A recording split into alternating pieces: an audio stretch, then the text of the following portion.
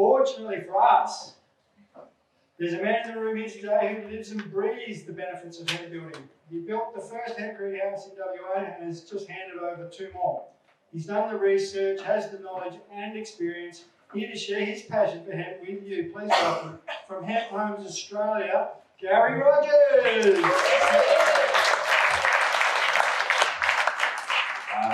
Hello everyone, and good turnout. Thanks for coming.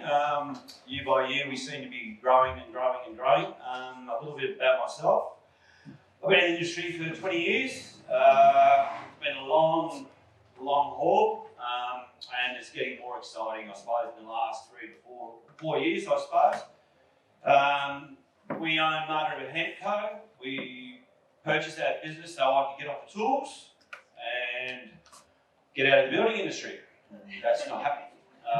It's totally taken another turn for me, and I love every minute of it. I love this plant. I know what it does, and all we're trying to do is re-educate everybody and keep talking about it. So, Paul was going to speak today, but this is part of my presentation field, as you might have seen. What I tried to do is try to make you all understand what is the hemp plant. What is it we use for construction? It is the absolute byproduct.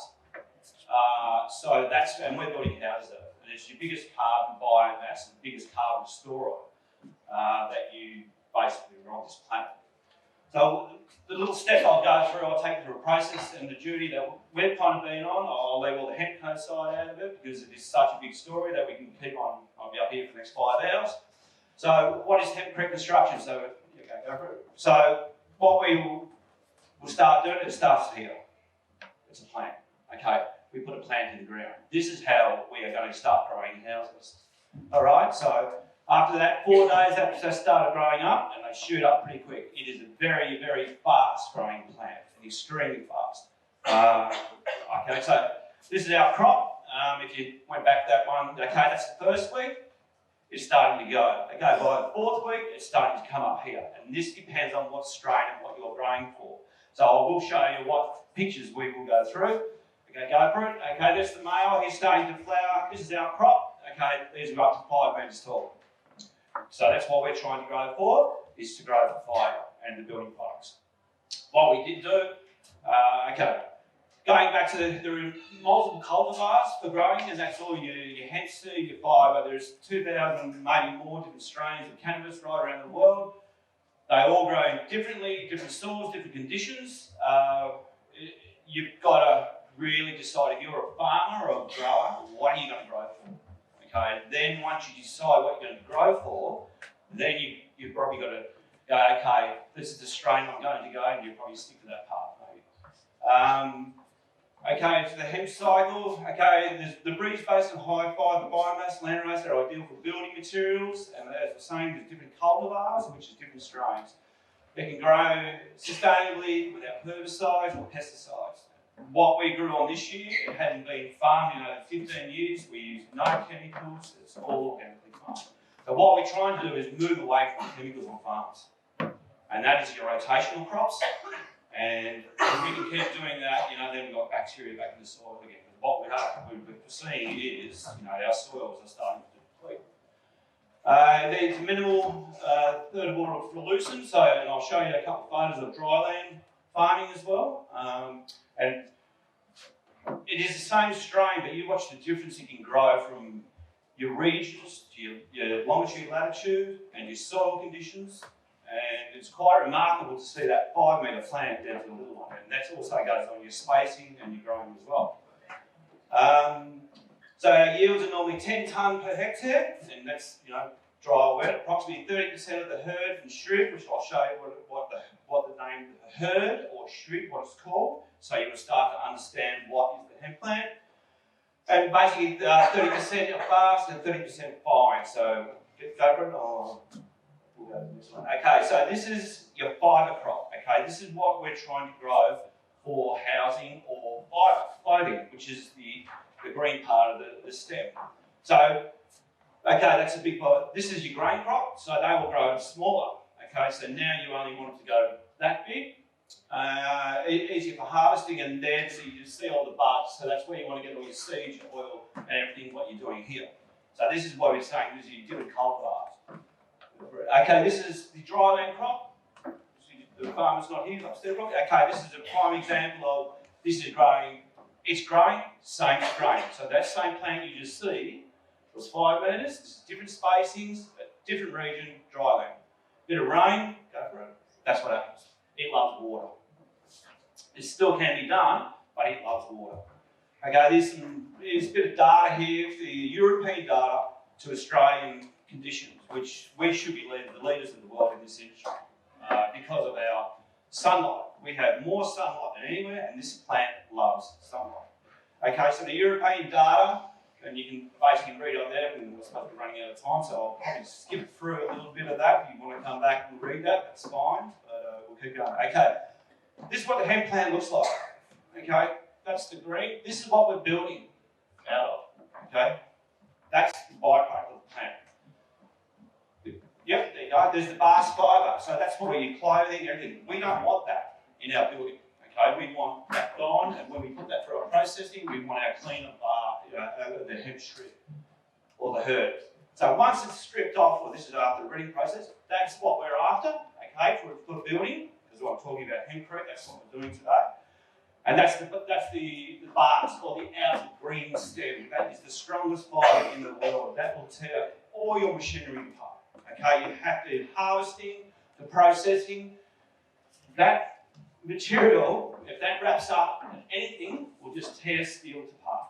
Okay, so it's a specialised machinery that you do when you go to your harvesting and also the very high. This is the process of the herd. This is what we're after. So this is basically, you could call this your aggregate. All right, so once this gets put through the processing plant, it will then go through grading. So we grade our herd. We don't want, see this bit here? We don't want that in our herd because once you start mixing your lime and all that, that'll ball up and that creates, it doesn't stick. So what you're trying to do when you're doing Hempcrete is basically, that's how you want it, basically, because you're forming a, let's say, big air pockets or a thermal mass, big sponge of air in there, but it's quite solid. So the materials need to be dust-free, dry, and all that, as I said, all the barks or the fibre should be removed, so you want that clean. You don't want dust, otherwise you get failure in the walls. Yep. So this is the processing plant in New South Wales. This is how it's done. You'll see all these bales up in the background here. So the way we've been working with them, we bag this up, hate plastic, but in 10 kilo bags. Okay, so when you're doing the mix, it becomes quicker with people. So you put one bag of that, and add the water, and away you go into your mixes. The benefits of hemp. Buildings made of hemp, they store the carbon from renewable biomass throughout the life of the buildings. It's hygroscopic. Okay, hygroscopic means it absorbs moisture. All right, so in your ceilings, in your bathrooms, it should absorb that moisture, also get rid of it. Okay, so you shouldn't have any mould in your hemp homes because they're breathable. And that's the whole idea, and I'll move into your bathrooms and that you have now with mould in it, that's not normal. Okay, get that out of your head now. That's a very unhealthy environment and a very unhealthy place to be living. So we get it pumped into our heads like exit mould. You put that, you go clean your showers and all that. That's not normal. Okay, when you split systems and that, your houses are actually got a lot of bacteria in them, and you don't want to be putting extra mould in your showers and jumping in your showers. Okay, your house is not breathing. That's the whole everything out, but it's going to breathe. If you're doing your normal double brick mentality, or you're not breathing, put your hand in a rubber glove or a plastic glove.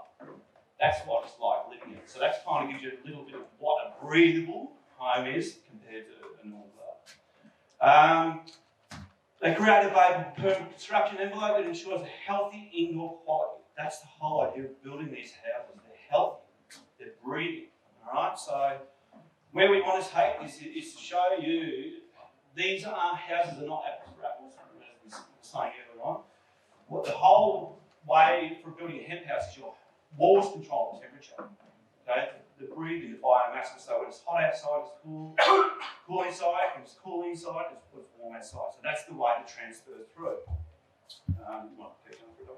Okay, we're building around here. Our area is about 200 mil thick walls. If you're moving further down south or into Bridgetown, even then Denmark way, you'd be moving up to 250 to 300, or maybe if you're going into the Kununurra area, if we're going for the coolness, you might be going up to about 300 as well. And then with your, basically you get to a rating of 2.7 to 2.8 on a solid wall. That is way better than a double brick and a, let's say, your isolation in between that cavity. So on a big mass scale, that is quite pretty good R ratings. I still think the R ratings are way better than what Data's doing. We are going to be doing some more testings on the data because that goes in the grading of your herd. Now, it all goes down to your tampering when you, because basically when you're doing a hemp home, it's all handmade. Okay, so it's, basically I get up through. Okay, this is your R values.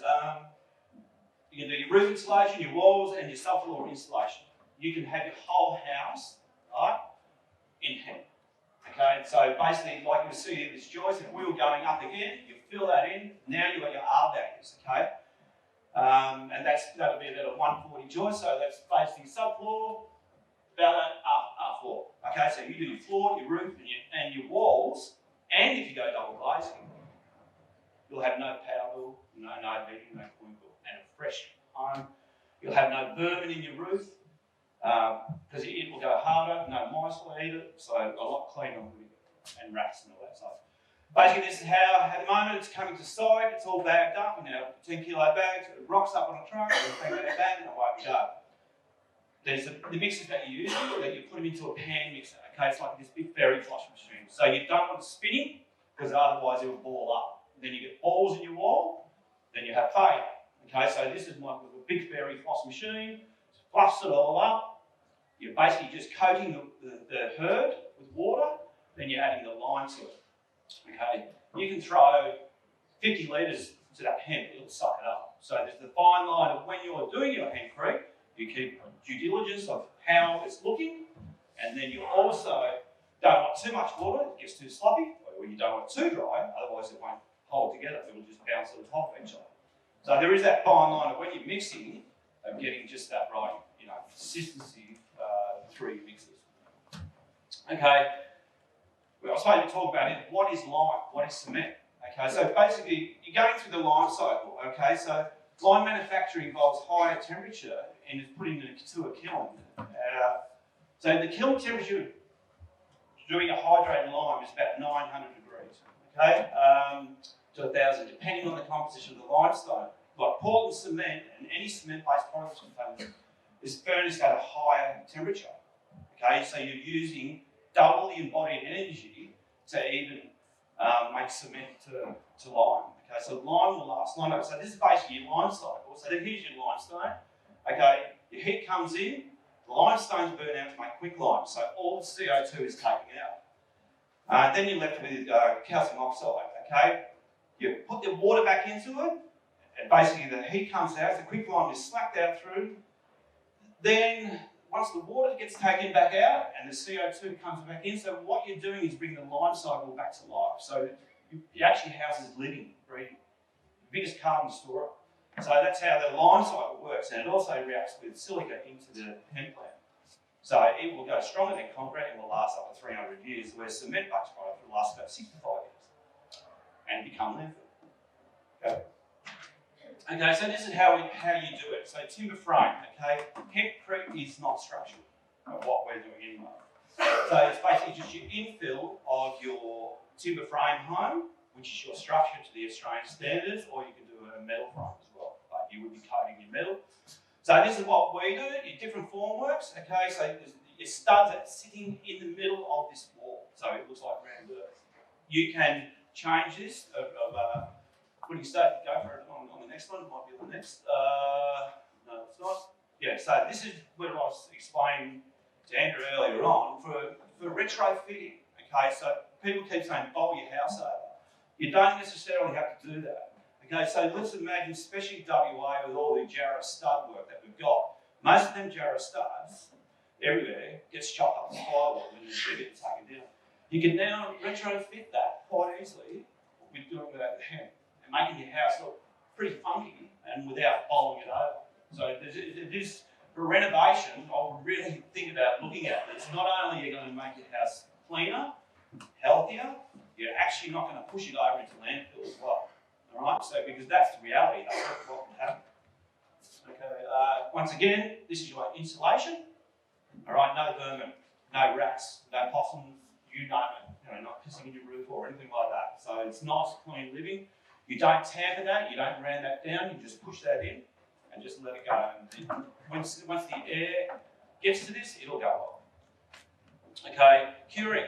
We're taking the forms off in the hours. Okay, so we're tampering, we're moving, we're moving up. So it actually moves quite quickly. You'll leave the bottom rows on for overnight, just so they don't get kicked and slumping. Okay, because once it breaks. Once you're pulling the form boards off, away you go. The curing process starts. It loves to breathe. It loves air. Yep. If you're ever in Fremantle, more than welcome to go to our hemp shop in Freo. We've done a big hemp wall there. Go touch it and feel it. One thing about the Hempcrete is people can't stop touching it. It is one thing that they walk in and they go. Even if you say to them, "Don't touch the wall," they said, "No worries." They will keep touching it. You know, so I suppose for us, being Australians and we're used to ram dirt, we love the off wall. So when we're pulling the form boards off, people just go, "Wow, leave it," and it's like, "Shit." You know, so it was really the rest of the world rent straight over it and they plaster over it. They don't look at it as a beautiful structure, and I think that's our mentality of our ram dirt that's come through it. So by all means, go to Freo, have a look, touch, feel the wall, and pull the book. This is our first job in Witchcliff. So construction stage, our different striations. We try to do like sand in the hourglass look on this one, and that was just going with that style. This is client's house here. This is one of their rooms, and once again, it's a party pack. We do not know what it's going to be like when we pull the form boards off. So it's like it's your birthday present every time you pull it off, or it could be your nightmare. But okay, so this is going back to the Witchcliff house. This is our line-based render. You need to put lime on the outside of your house to create the breathability. You do not want to use a cement base on the outside. Therefore, there's no point doing a hemp house. The whole idea of it, you want it to be breathing. Once again, we've done a mixture of lime and we've left the natural on the as well. Lime-based renders, no paint. Okay, we use oxide, so we can colour any colour you want and natural. The whole idea is no maintenance, no painting. Just leave it. Because you paint, you've got maintenance. Different colours, lovely turmeric colour, and also you can involve your clients as well and bring them in. Let them feel part of this is their dream and let them live their dream. Okay, so our clients, they had a great time doing this. That's their design, they're artisans, so I really like to see it as artisan homes because you can have your own unique touch. What do you want to do? You can add anything to these houses. That's your colours, your striation, or whatever. So these are all different colour patterns we can make, and that's with our natural oxides. Yep. So just a couple of pictures through here. We've left natural, we seal that in water glass, it's just sodium silicate. Okay, so that, as you'll see, that brings all the light to the surface. Once again, I don't have to maintain this house at all. This is just another couple of jobs that we've been doing. Natural timber, it suits beautifully with hemp. It goes hand in hand. But also, anything really goes with it. I don't know, we've been, to do the black windows, I thought that would suit, and it does. So it just leaves this neutral colour that whatever you put with it, it really matches it. So, once again, polished concrete, it all blends together. Yeah. Tiles, blends together. And so this is what we've been doing as well. We're trying to move away from painting as well. So all in our houses now, we're using clay. Okay, so no VOCs, no toxins, clean living. So this is a bit of hemp that we put in with the clay. Yeah, so, and this is where I love, Hempcrete is fully recyclable, so whatever Whatever we use on that site, okay, falls on the ground, we use that in our next mix. So we're halving our skip bins. We're down to 1 skip bin or 2 skip bins per job. Right, we're not doing 6 skip bins is going into landfill. Like I said, 25% of our landfill is from leftover building materials and building on site. 65% of our carbon emissions is made by building products. So working into this Hempcrete, we're growing houses, you know, basically we can grow a house in 14 weeks. Okay, 1 hectare, you capture about 40 tonne of carbon emission, then you're locking away about 20 tonne in these walls. So basically, when you finish with your hemp home after 300 years, push it back down into the soil. Alright? You've made no carbon footprint. It is self-composting, you're putting lime deposit back in, not going into landfill. Okay, this is just a couple of shots of, this is at Adams Brewery in England, and that building that has done about 500 tonnes of CO2 emissions was saved by building this brewery. Now, they don't even use any heating or cooling. And that's because of the natural breathability of the wall. Your hemp home should always be around 15 degrees. This is in the National Trust in Japan. This is 300 years old. That's still standing today. When you go over to Japan, you can go see this hemp home. Still there. That's fine. It will last forever. That's it. Thank you very much.